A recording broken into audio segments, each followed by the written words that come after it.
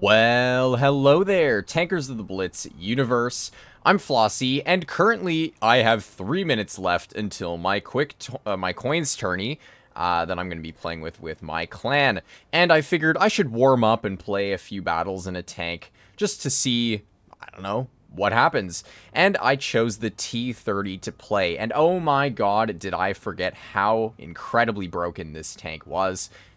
Oh my gosh. So you can see here, I will be showcasing these 3 battles in today's video. These are the only 3 battles I played on this account in a long time since, well, I don't know, whatever, the 9th.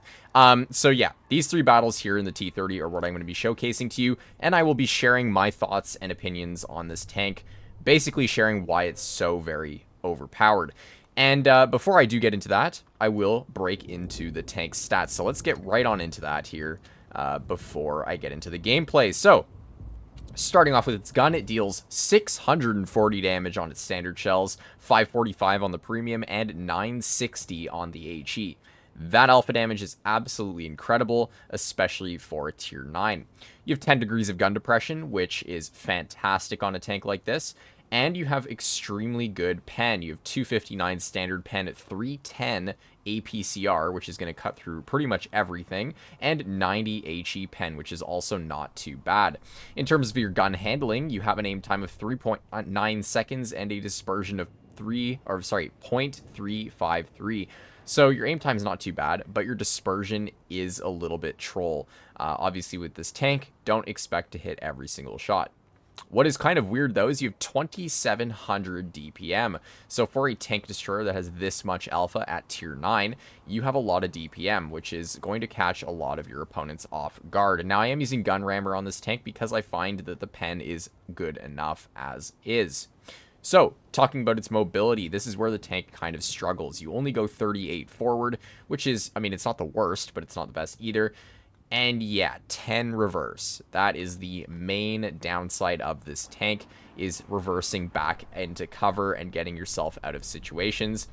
Yeah, that's going to cause you a lot of trouble. And it's something you really have to keep in mind. So, with that out of the way, let's get into these replays that I do, in fact, have. And here we are on battle number 1. It is, in fact, the next day when I'm continuing this recording.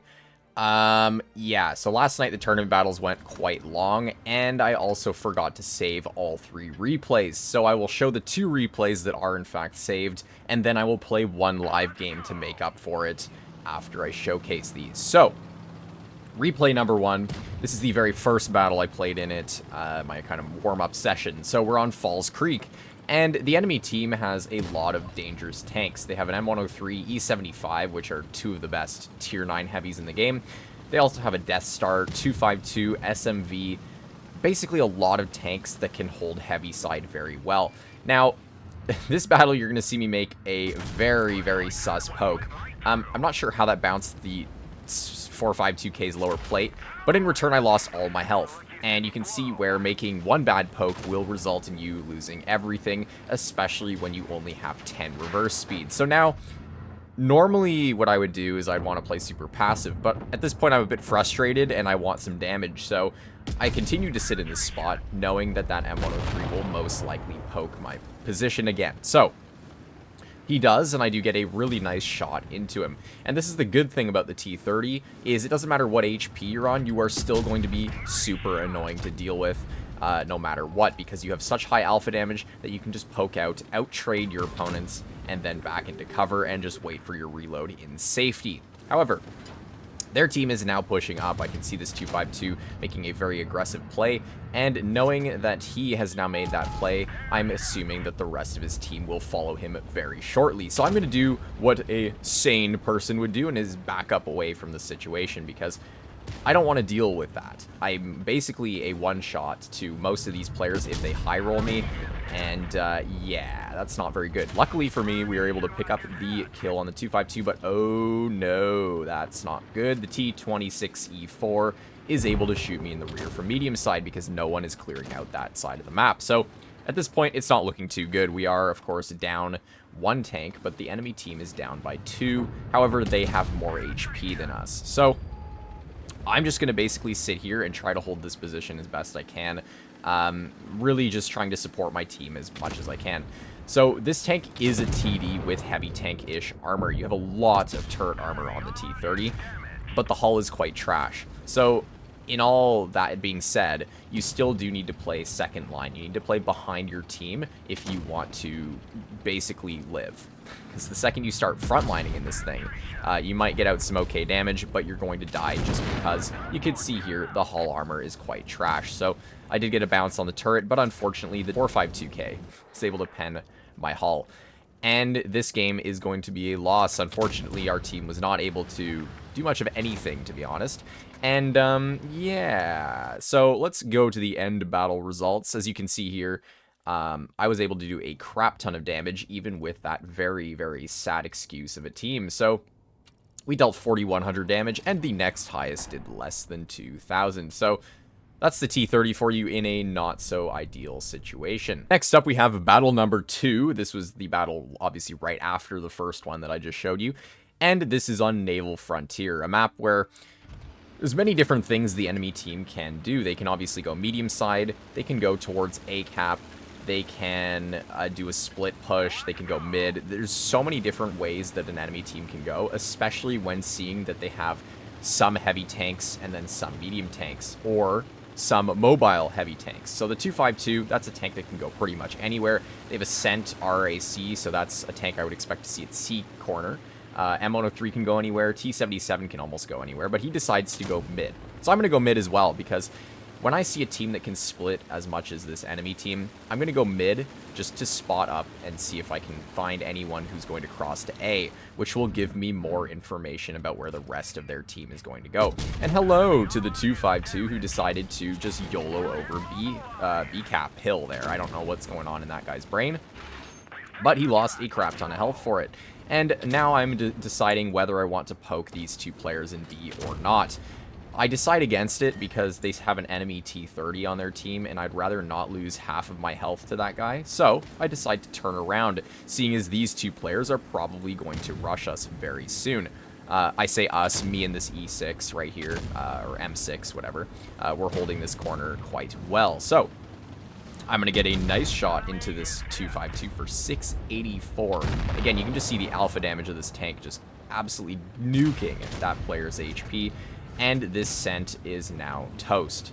He's going to die to our teammate, so there's no point in me wasting my shot on him. So I am now going to focus on, hello, the T-30 has decided to go medium side, and I hit him with a nice 691 roll right there.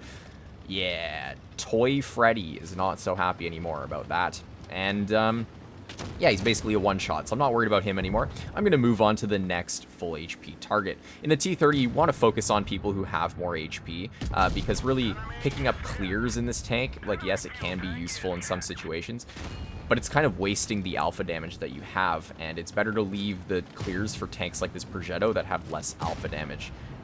Yeah, so you can deal with the full HP tanks, and you can see here we hit a really nice shot onto that enemy T-30, picking him up, and he does bounce us in return because I'm sitting in a spot where I'm really only showing my turret. So with that out of the way, there's only 3 tanks left. One of them is in mid on a critical HP, so I'm not going to worry about him. I do see an M103 though, and I'm like, full HP pretty much. I want to go for that. And oh, hello, there's the SU. I was wondering where the SU was all game because I hadn't spotted him, or basically no one had spotted him. So I'm aiming in. I really want to hit this shot. And oh my gosh, we hit that lovely HE on the SU for 800 plus damage. That's just the power of the HE on this tank. And bro says K. Absolutely salty player right there, got nuked by me. And now I'm going to shoot a lovely shot into the M103's engine deck, light him on fire for another 1,000 damage, and we pick up the ram kill on that player, dealing 5,100 damage after all of those fires and HE shells combine up. So a fantastic second battle in this tank, really just showing you the power of the gun.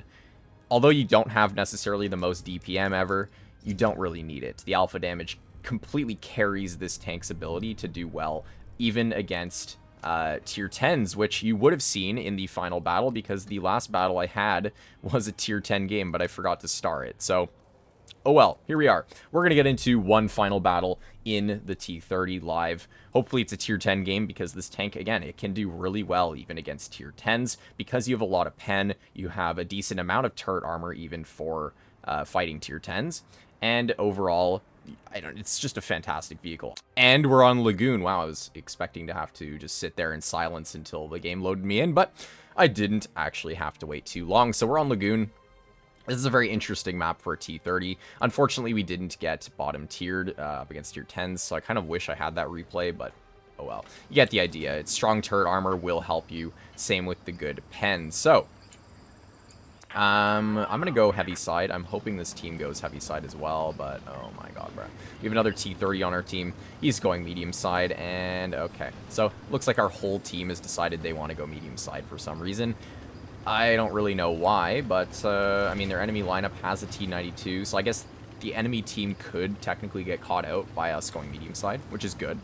Also, I just want to point out to you guys, this legendary camo, I didn't mean to buy it. This camo was 5,500 gold, and it's not worth it at all. I mean, it doesn't look very cool. I mean, it looks okay. It looks alright, but anyways, it's definitely not worth 5,500 gold. I thought I was on my press account with, like, tons of gold. And I ended up being on my main account, and I bought this for so much gold by accident. So, here we are. Anyways, the enemy team actually went heavy side, and for whatever reason, 2 of our tanks did not follow. I thought they were all going medium side, but this is not going to be very good. I'm going to take a spot up high where I can hopefully see the enemy players when they do cross in the open. That's kind of my goal. But because the T30's gun is not 100% accurate, like, it's actually kind of troll, like I said, so camping at the very back of the map in this kind of TD is not usually the best idea because your shells will just miss and you'll be missing out on tons of damage. So let's see what happens here when this T92E1 pokes, and you can see, bro, what? Okay. Well, that was completely gray. I don't know how it didn't pen, but we were still able to deal 476 damage to his tank, even with a splashing HE shell. So, I mean, that's just the power of having super crazy HE in this tank. And there we go. That's more like it. 978 into his tank, bringing him down to 46 health. Now, that really does suck that the first shot obviously did not pen with HE, but I'm not too worried about that at the moment. I'm going to start shooting at this IS-5 if I can hit a nice lower plate shot at him. T92E1 gets picked up, sorry. And you can see there, like, I kind of ignored the T92 because there's no point in chasing a 46 health dude around the map when my team could probably pick him up. Unfortunately there, that shot went absolutely nowhere, so I miss out on a little bit of damage there. And my team's not doing too great right now, I'm going to be honest. This team I have here is, yeah, not doing too hot. So I'm going to shoot at this T30. Oh my god, we hit him for a really nice fire of 778. I'm really worried about that IS-5 shooting me, but luckily for me, the T26E4 is able to pick up the kill on that enemy there. So it is currently a 4v4. I need to help out this E6, or sorry, E4, like, right now. So we're going to get a lovely shot into that T54E1. Hopefully our T26 can kill him. Nice. And now we're in an okay position because their T34 is a one-shot, their IS-5 is a one-shot. We still have a full health, well, kind of full health Skoda, so that's very good.